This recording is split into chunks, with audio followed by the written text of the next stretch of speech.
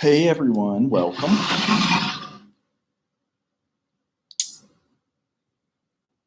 Finally, finishing chapter 6 here. And I know a few of you are getting your presentations ready, so that will be exciting. Um, okay, I don't have it view worthy. There we go.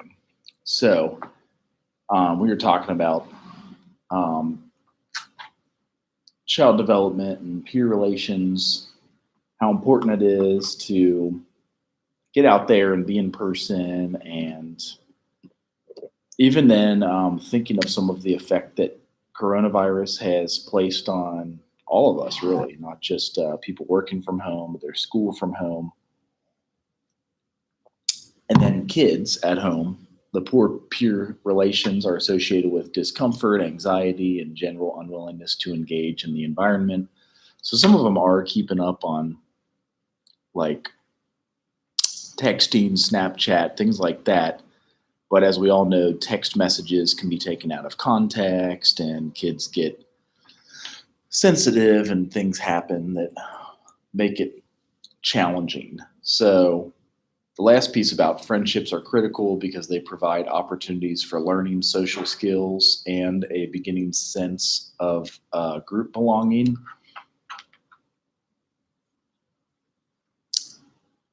And then the different parental discipline strategies. So, um, we have some parents that are power assertive, others that have the love withdrawal. There's also induction. So, power assertion strategies increase child's aggressive tendency.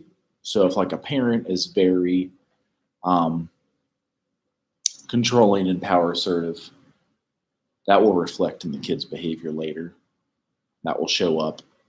I've heard of some parents like putting cameras all around their house, and that's kind of strange power assertion. Um, and we behave differently when stuff like that happens. The love withdrawal is about love without. Love withdrawal is associated with excessive anxiety in children, so they're not sure if like mom or dad loves them, and so they're kind of anxious because of that. You need that connection. We need that human connection. So showing that as a parent, and then being open to and receiving that as a kid is super important. Um, and then the last one, induction. That's an important parental strategy because it helps children develop internal moral standards. So you want to have kids be inductive, instead of having to deduce what is necessary, you have them induce, um, especially after that age of reason. So this is the last part of the chapter where we talk about the age of reason at like 7 or 8, and letting kids learn those moral standards and kind of have ethics. That will follow you all the way through your life because we have ethics. From intro to social work, we've got NASW code of ethics, so that's always an important piece. It's definitely something that will be important all the way through. So the last piece on the social dimension, I may review some of these again, just because they are important on the test. If you go into the PowerPoint folder in your Schoology, you'll see I've put up some PowerPoints that are like a review of the test. Um, if it's not already in there, you can remind me personally. I have like practice questions for the test, and I know you can't take that till your senior year, but I feel like some of you are moving up that way and going to be seniors. You can take it January of your senior year. So practicing for the test, and we basically have questions, answers, and explanations. So there are some effective parenting training programs. So one of them is doing behavior modification, and that's through like social learning. So um, And we've used these at Lighthouse too. I think it's called PCIT, Parent Child Interaction. Now, this one is using concepts such as reinforcement, punishment, extinction, and differential enforcement, reinforcement of other behaviors, and stimulus control. So, similarly, the parent child interaction, as a social worker, you would stay behind a mirrored room. Actually, we have one over there. So, watching, and nowadays they have the technology to put a bug in the parents' ears. And while they're working with their kids or playing with their kids, the social worker trains them how to give positive affirmation, punishment, learning about how to do extinction of certain behaviors, and stimulus control. So PCIT is kind of where they have the bug, and Bluetooth, you've got your cell phone, and you may talk to the parent from like a mirrored window where the kid can't see it. And it's just kind of training. Sometimes it's young parents or it's parents who haven't had that training yet, and training the parent how to be a parent. So learning how to be a parent. Um, Now, the last two slides in chapter 6 are stressors that occur with divorce. So, in one of them is life changes. So, there's hostilities between parents, and then the consequent effects on the children are that there's sadness and anger, and especially the loyalty conflicts. So, that makes it hard if the parents live at two houses. Um, Actually, until they're about 13 or 14, the kids have to go to both houses. And then when they're able to choose at 13 or 14, for some reason, they make that the age in the state of Ohio. Um, they're able to choose at 13, they may not see dad anymore, or they may not see mom anymore. So, depending on which. And then there's that loyalty conflict that you'll then grow up with. Um, there's also the life change of a distraught custodial parent. So, like the parent who takes care of all the things and has custody and takes the kid to school. There can be anxiety, and then kids are put into roles of the parent, or they even co parent to the custodial parent. So, especially if there's other kids and they're the oldest, they feel like they need to take care of mom when she's going through a crisis. And it makes you grow up too fast. So, you don't have that chance and time to be a kid. Um, Another one is the loss of relationship with non custodial parents. So that could have the consequent effects on children are self blame. They may have low self esteem from it, and then sometimes depression. So you'll find these in the last two slides on chapter 6. Um, then later on, or maybe it is right away, the parent dating. So either one of the parents, mom getting a new boyfriend or dad getting a new girlfriend. And there's strange competitive feelings with the parent's new partner. There's fear, um, fear of loss of the parent's affection because now your time is split between mom and a new boyfriend. Um, Curiosity for older children about the parent's sexuality, like what does this mean? What are they doing? And this goes along with remarriage too, which is the last one on this slide. So competitive feelings with the parent's new partner, fear of loss of parents' affection, curiosity for like teenagers, especially about the parent's sexuality. If they're dating, mom's dating a girl. So, just wondering what that means and how they were um, produced in the first place, and just like real questions that come up on kids sooner than is possible. Um, Now, social dimension, that's what we're going to finish up on. So, um, in schools, there's 5 standards that promote positive learning outcomes for students. So, um, oh yeah, some of you are already turning in your PowerPoint in the discussion. I did that so you can all see each other's discussion and kind of work off of that energy. So with the schools, there's One of them is one of the 5 standards that promote positive learning outcomes for students. There's joint productive activity. Secondly, there is language and literacy development. So this is in the younger kids. Third, there's contextualization, like connecting students. Hi, how are you? How's it going? Good. I see people are turning in individual social welfare paper talk. Okay, presentation. That's right. Okay. People are turning in their presentations electronically. So I was kind of going through just the last few slides of chapter 6, and I had the beginning of chapter 7. So yeah, because I finished on that one.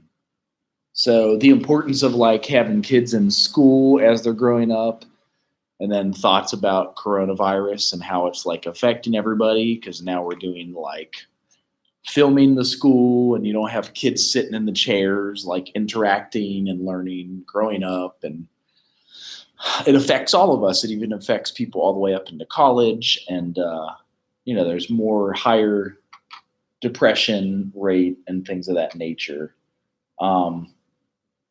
Then these are the last 3 slides on chapter 6. The 3 parental discipline strategies. So one is power assertive.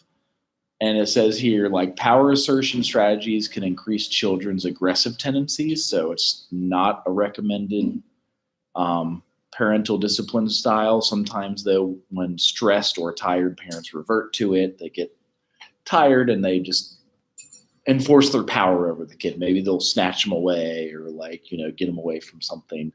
And it makes kids more aggressive. Then there's the love withdrawal, which also is not the best strategy. So love withdrawal is associated with excessive anxiety in children. So like if they're bad and you say, I'm withdrawing my love, or act like you're not going to talk to them, it can create a lot of anxiety in kids as they're like, okay, am I meaningful to mom and dad? Am I loved? And the last one is induction. So this is kind of what you want to discipline with kids. So induction is an important parent strategy because it helps children develop internal moral standards. So talking with kids about stuff, letting them know when things are not appropriate because they could hurt their friends or family or brothers or sisters, and then letting them create in their mind with dialogue what is right and wrong, especially after age 7 is kind of that age of reason. And that's when kids kind of develop their own code of ethics. And I mentioned like the social worker code of ethics we have is a good guide for us as adults, but hopefully you're getting that early as a kid.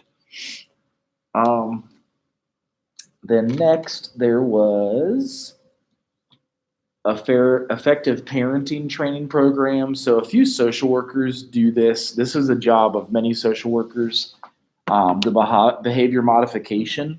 So a lot of like foster care and like adoption agencies have this behavior modification. And it's called PCIT, which means parent-child interaction training. So they use concepts such as reinforcement, punishment, extinction, differential reinforcement of behaviors, and stimulus control. Really what they do is usually we have a mirrored window back here where like people can observe, kind of like the psychology place, and they can observe how the kids play. Say you have a bunch of toys and the kids playing with mom, and they have like an earbud in, like a little Bluetooth earbud, and then they talk to mom and kind of guide her how to take care of the kids, how to, like discipline the kid or how to do positive reinforcement. And a lot of times these are younger parents or parents who haven't learned how to parent, and it's called parent-child interaction training. So you're like talking to them out here where the kid can't see you, you're behind the glass window, and as a social worker, you train them how to parent. Instead of like if they spill something and they hit them, you like say, don't hit them, and don't, not being aggressive like the other one had shown. So that's one of the things social workers do. And then these last slides here. So this is some of the stressors that come with divorce. I'm sure nowadays it's like 50% in America. I'm guessing it's the same in like all countries. Like it's 50 or 60% of people who get married end up getting divorced. Maybe it's better where you come from. I don't know. So one of the things, it's good if the parents really are not meant to be, and especially if it's a aggressive relationship. But here's some of the things that come if there's a divorce. So one of the life changes, if there's hostilities between parents, that could be before or after the divorce. The kid notices that, and the consequent effects on the children is that the kids then experience sadness, anger, and then a loyalty conflict. Like, wait, is mom the good one or is dad the good one? It's like I grew up with both of you. Then if there is a distraught custodial parent, maybe like mom's mad at dad for dating somebody new after the divorce. Then the kid sees mom crying, and especially if it's the oldest kid of a few siblings, they have anxiety. Then they're put into the role of the parent. They might even try to co-parent to the custodial parent or even help their brothers and sisters. Like, I'm the dad now because dad's gone and I'm helping mom. Another one that comes is if there's a loss of relationship with the non-custodial parent. Like after the age of 13 in Ohio, kids are allowed to choose to either live with mom or to live with dad and not have to go between the two houses. But with that could come self-blame, low self-esteem, and depression. So the kids are still struggling. Like, who do I like more? Do I like mom? Do I like dad? In fact, I have somebody who's kind of going through this right now, and I kind of mean to send them one of these. Let's see here. Any questions about that? Like, do you know anybody who's had divorce or like experienced that? And you see how it affects the children? I feel like the child gets to like do a lot of stuff they shouldn't do because the parents just feel bad that they got to divorce. That's true. Yeah, that's one of the issues for sure. Yeah, and even if they get remarried and they have like a good relationship, they mention this here. So when the parent first starts dating, they have competitive feelings with the parent's new partner because they're like, wait a minute, mom's spending half her time with that guy, and now I don't get to see mom. And I've seen that with kids. Like, I really just want to spend time with my parent. Or they have fear of the loss of the parent's affection.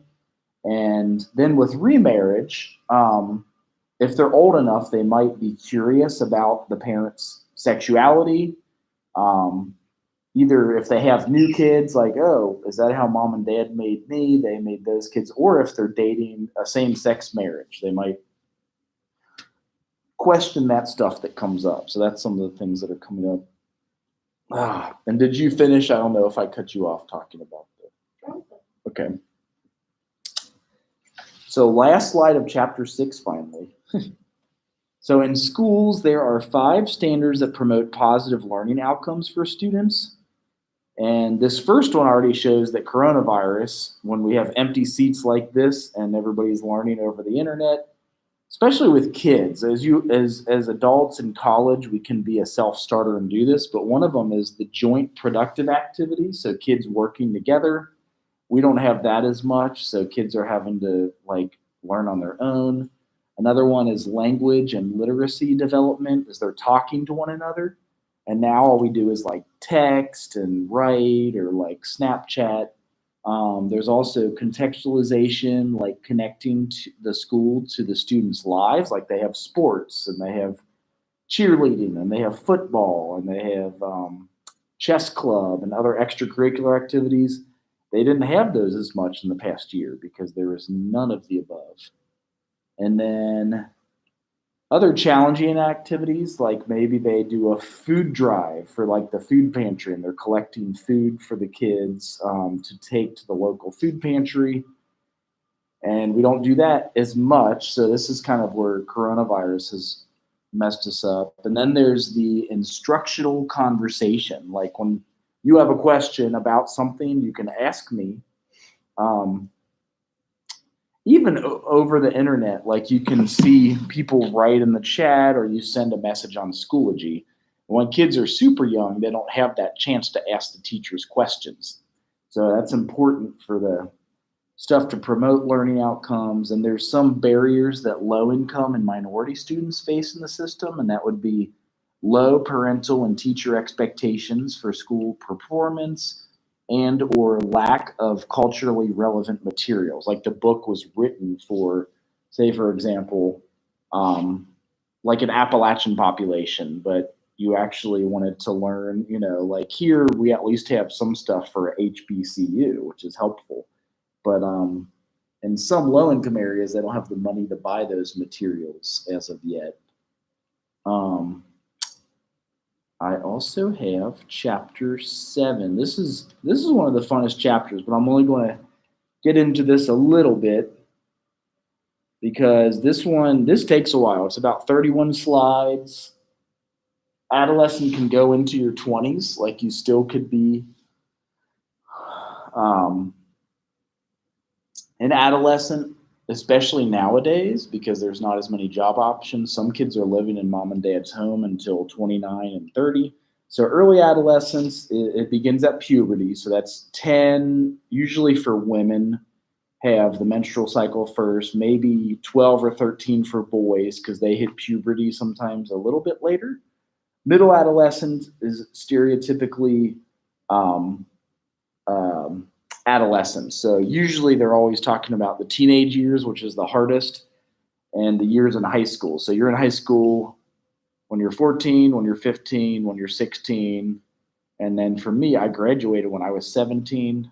Did you graduate at 17 or 18? Okay, so you were also young.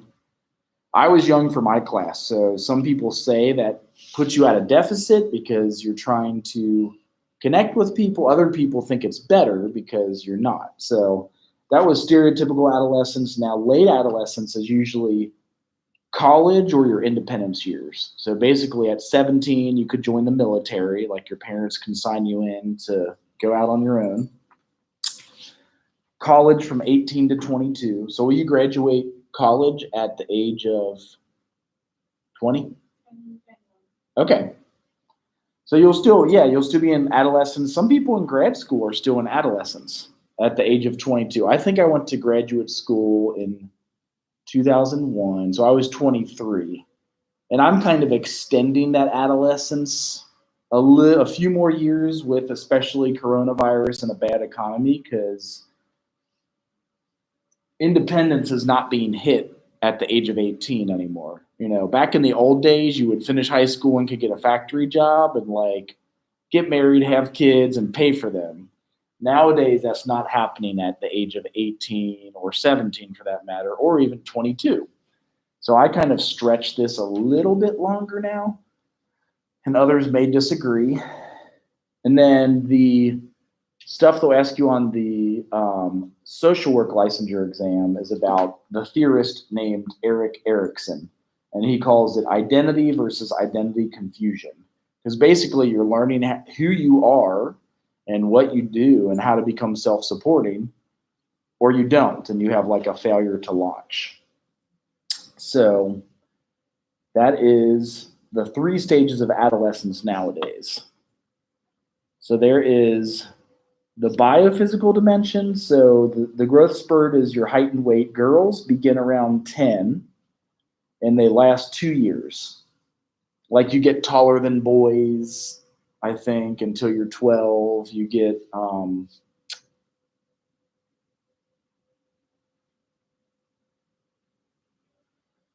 boys tend to start catching up at age 12. So like 6th, 7th, 8th grade, it's like about the same.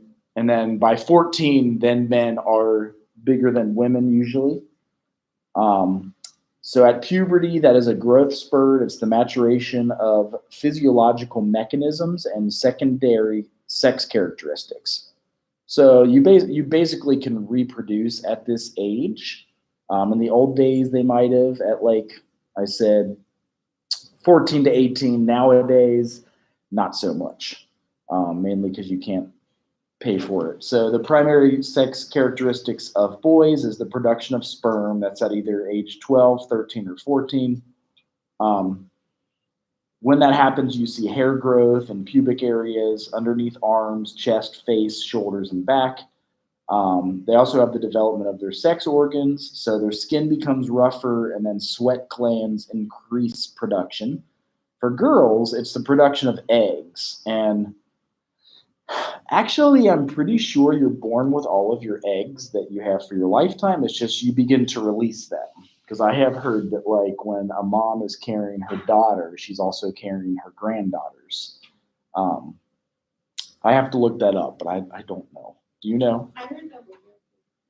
that you're born with all the eggs that you have for your life? Okay.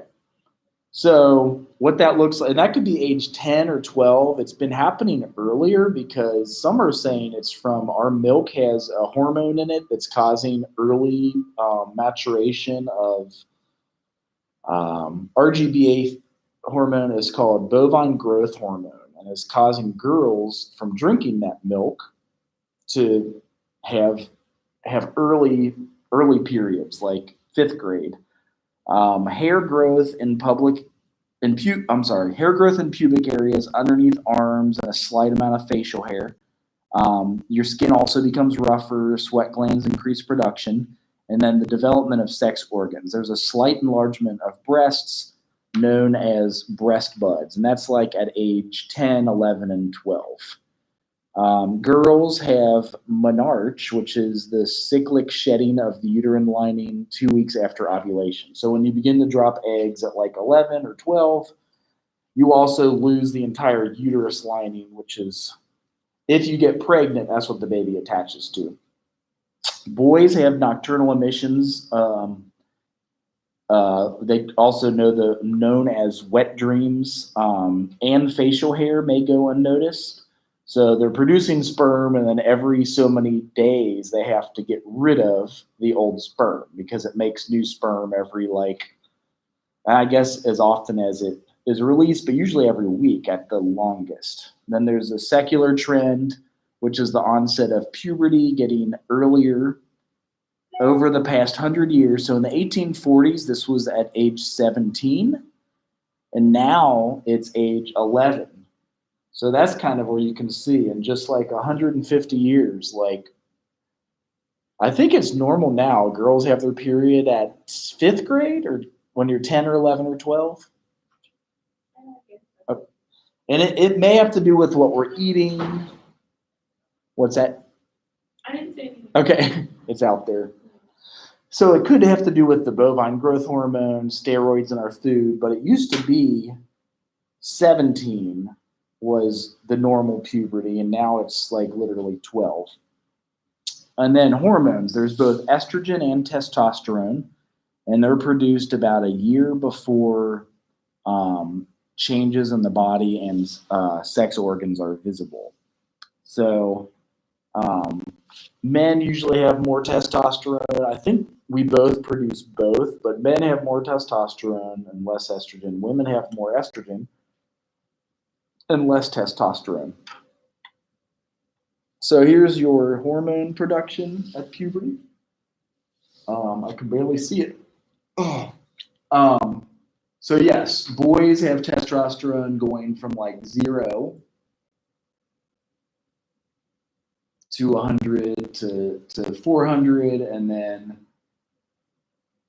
girls have like 10 or 20 nanograms per deciliter of the testosterone. And boys have a little bit of estrogen, and girls go from 10 to 70 in estrogen and the pubertal stage. So there's 5 stages of puberty. There is some theory that like drinking out of plastics is causing men to produce more estrogen and become more feminine, and also eating soy is also making them produce more estrogen. So that's one of the things that have come up that are changes in our body that I guess still needs to be researched. So there are early and late maturers under the biophysical strength and hazards. Early boys are more athletic, they're successful in peer relationships, sometimes they're more confident. Early girls are actually, sometimes they say they have more behaviors and academic problems, and then occasionally body image dissatisfaction. Like they're angry that they had puberty earlier, and sometimes they're sexualized, and that may be society that's doing that more than anything else. With brain development, that continues through adolescence. Myelinization continues through your adolescence, and then emotions of judgment and problem solving are still developing. So they say that's why students shouldn't make big decisions, even at the age of 18, to take on a credit card debt or to like make a big purchase or to get married. Your frontal lobe is still developing until you're about 20, in your 20s. Um, so some common health concerns are like your nutrition needs to increase because you're growing so much.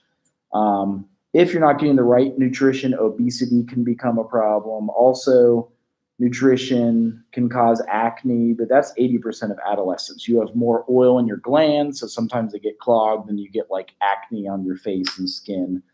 And then dysmenorrhea is cramping during menstruation. So that's one of the things that girls have challenges with. And then you need a lot of sleep still as an adolescent. So not as much as when you were a baby, when they said you're like 12, 14, 16, 18 hours of sleep a day. But you're still sleeping 9 hours. Whereas when you're 80 years old, you only need like 4 hours of sleep. So the older you get, the less sleep you need because you're not growing as fast. So you need less and less sleep. Um, Sleep is still important, but the older you get, the less you need. Now, with cognitive development, Piaget is another theorist, and he says that at this age you're in the formal operational stage, which means you can have abstract thought. You can also use hypothetical deductive reasoning, um, like possibilities. You start doing hypothesis testing. So, like in high school, they have you doing like science. You can even future think. You can think of the future. Um, Thinking about thoughts and then expansion of thoughts. So you start to become more of a philosopher. You're able to think like outside the box. So by late adolescence, 60% use formal operations. Is this really a universal stage of adolescence? That's their question.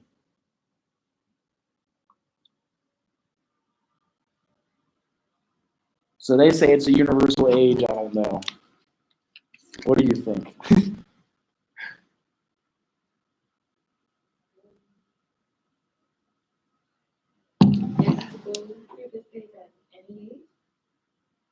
Right. Yeah. They're kind of saying that you kind of get that at many ages. Yeah. It's just, I guess, as you get older, the better and more developed your thoughts can become, and you can communicate that to others better. Which brings us to the next slide. So, communication, and I may finish us up a little bit early just because, again, so much is online now with the videos. So, communication, metaphors, satirical labels, your writing is more meaningful. Um, there is, as a social worker, there's confidentiality issues because sometimes the parents will bring the kids into counseling and the kids would like to tell you things that is confidential, but they may have signed a form that until they're 18, um, you do tell their parents what's going on with them. I try to really stay away from that as much as I can to keep things confidential unless if they're a harm to self or others. But that's one of the challenges. They are more connected. So social workers need to understand the social and legal aspects of communicating consent and confidentiality to adolescents. So does that make sense? You're communicating to a minor and they might not understand confidentiality. So as a social worker, we have to explain to them what's confidential, and until they're an adult, things that their parents may have to still sign off on and get information from. So that's always challenging. Actually, I'll do this the next class, because it will get into like foster care and things of that nature. So self-esteem and mood swings and foster care, which some kids will be presenting on in the next two. And do you have any questions on this? So is there any specific days that's online or is it any day? It really is any day, and that's why I do kind of like half in person and film for those that are still sick with coronavirus or can't come in, and then also give like the discussion board assignments that are totally online too. So yeah, if it's your choice. I know some people like it better online. I still prefer in person, so I just make sure I can do both. So totally up to you. Thank you. All right, thank you, and have a good one. Enjoy the middle of